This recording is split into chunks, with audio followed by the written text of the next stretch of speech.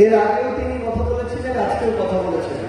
নির্বাচন কমিশন সচিবের কথা শুনে মনে হচ্ছে যে শাপলা দেওয়ার ক্ষেত্রে আইনগত কোন সমস্যা থাকা না থাকা এগুলো তাদের কাছে কোনো বিষয় না। শাপলা দিদিকে দিবে না, এটা তাদের মন মর্জির উপরে নির্ভর করে। অভ্যুত্থান পরবর্তী বাংলাদেশে কোন স্বাধীন সাংবিধানিক প্রতিষ্ঠান থেকে মন মর্জি মতো চলা, স্বেচ্ছাচারিতা করার যে আচরণ, এটা আমরা প্রত্যাশা করি না, এটা আমরা মেনে নিব। আমরা আমাদের জায়গা থেকে স্পষ্ট করে বলি, কোন প্রতিষ্ঠান, শুধু নির্বাচন কমিশন, কোন প্রতিষ্ঠান তাদের জায়গা থেকে স্বেচ্ছাচারী, বেআইনি এবং বৈষম্যমূলক আচরণ করতে পারে না।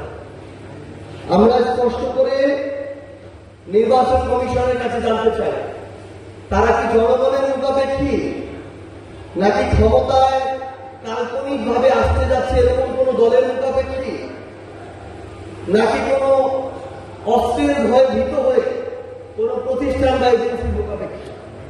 এই উত্তর তাদেরকে দিতে হবে। আইনগত বাধা যেহেতু নেই, এনসিপি কে সরকার প্রতীক দিতে হবে।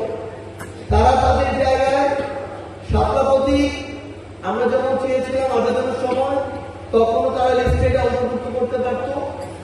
এখনো আমরা আইন মন্ত্রণালয় থেকে শুরু করে আইন সংশ্লিষ্ট বিভিন্ন যে প্রতিষ্ঠানগুলো রয়েছে তাদের সাথে কথা বলেছি, চাইলে তারা এখন করতে পারে, কিন্তু তাদের মন চাইলেও দিব না, এই আচরণ আমরা কোনোভাবে এনসিপির পক্ষ থেকে